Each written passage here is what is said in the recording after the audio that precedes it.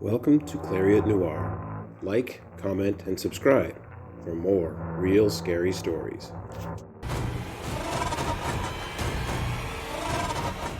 I was a police constable in the 1970s and saw a lot of bad stuff working in Bridal Veil Lake. Any place with tourism has shady and outright illegal operations, especially this close to a border. But all of that, as messed up and sad as some of it was, isn't like what I saw at the high school that one night.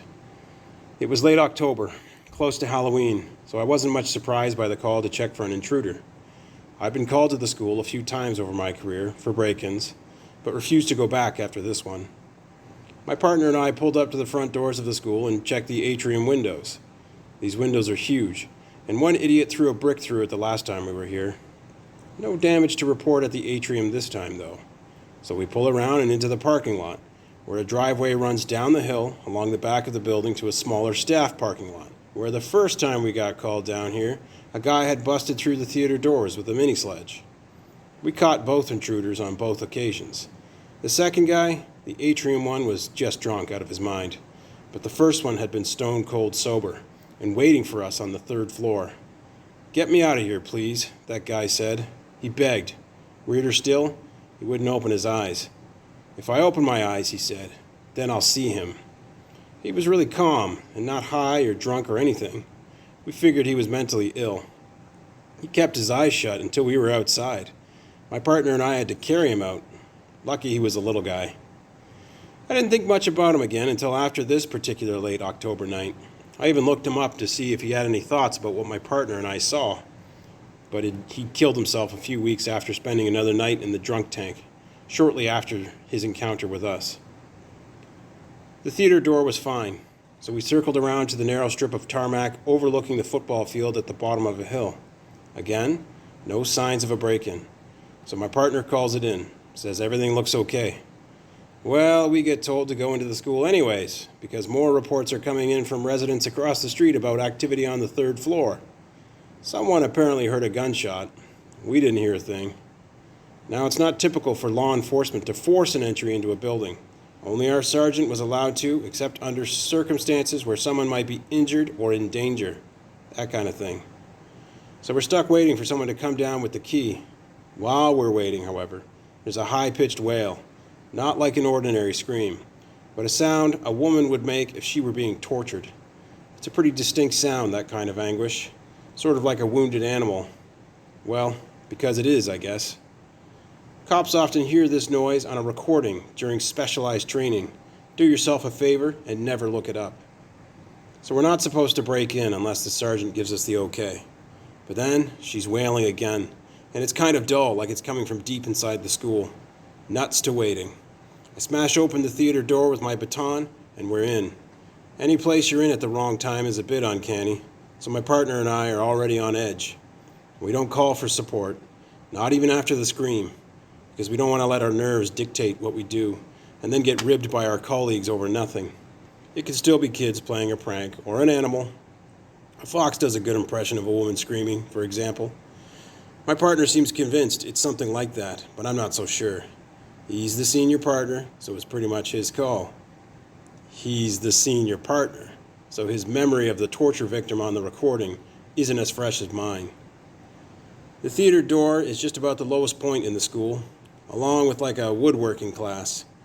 We check doors as we go, and they're all locked, so we're working our way through the halls really slowly with flashlights because we've got no idea how to turn on the lights in the building.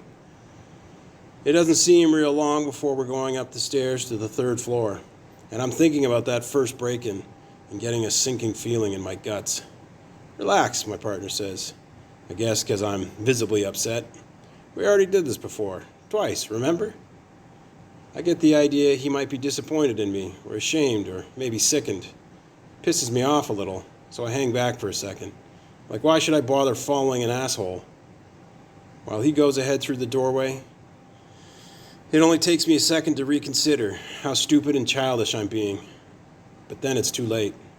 There's another high-pitched scream, the same as the others, identical, I'd say. But it's not a woman. It's my partner. It's like he was the one up there, screaming the whole time, before he actually arrived. I race into the hallway, and he's down on the floor.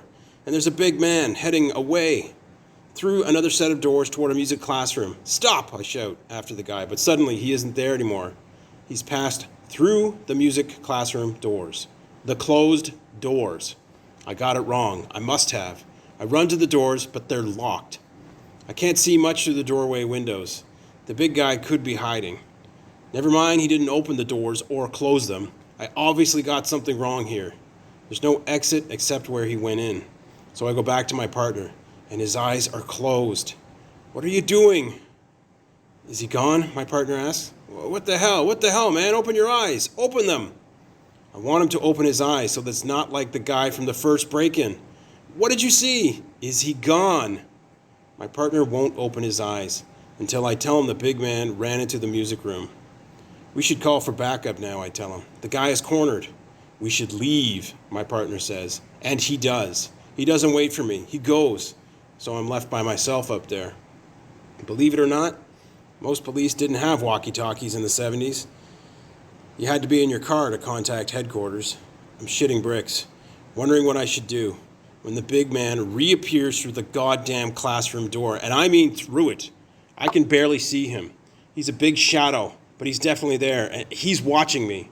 I can't see his face, but I should be able to because my flashlight is right on him. His face isn't there. It's just darkness where his face should be, and I'm real glad I can't see it all. He doesn't move. I don't say a word. He does something, like takes a step maybe, and my flashlight beam reflects some shiny brass buttons on his coat. He's wearing a military uniform from like 150 years ago, give or take a decade, I guess. 1812? I know some battles took place around the school. Americans wore blue, the British were in red. The big man's uniform was black, though. He moves for sure this time, or he's closer anyway, and then, just like that, he's gone again. And a bunch more constables come running up the steps. The whole school is searched, and no one is found. The other guys razzed the shit out of us about this for months. My partner ups his drinking to cope, and I can't help but notice he closes his eyes most of the time if he can, like he's got a headache. It's a pretty long time before we really talk about it. I tell him what I saw, and ask him what he saw, but then realize he's super drunk and on the job. He's slurring his words, and they're hard to make out. "No face. He has no face," he says, and I tell him I know, but he doesn't accept my answer. He keeps shaking his head. "You don't know. It's just, there's nothing there. Really, nothing. We aren't supposed to know nothing. We can't experience nothing. No one can." I don't get what he means, but he won't talk about it. He died the following year in a car accident.